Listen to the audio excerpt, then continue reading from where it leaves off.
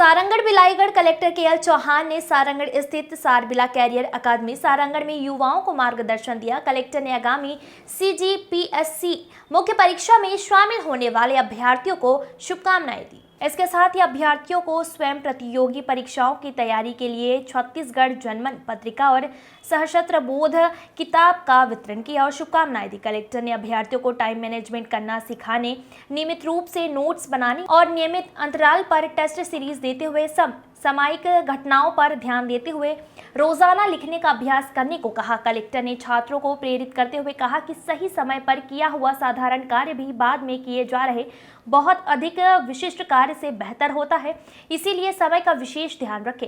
इसके पश्चात कलेक्टर ने अपने छात्र जीवन को संघर्ष के बारे में बताते हुए कहा कि वो राजगढ़ के तमनार क्षेत्र के एक छोटे से गांव से आते हैं, जहां बिजली और सड़क की सुविधा भी नहीं थी और स्कूली पढ़ाई के दौरान बरसात के दिनों में 2 अलग-अलग नदियों को पार कर जाना पड़ता था।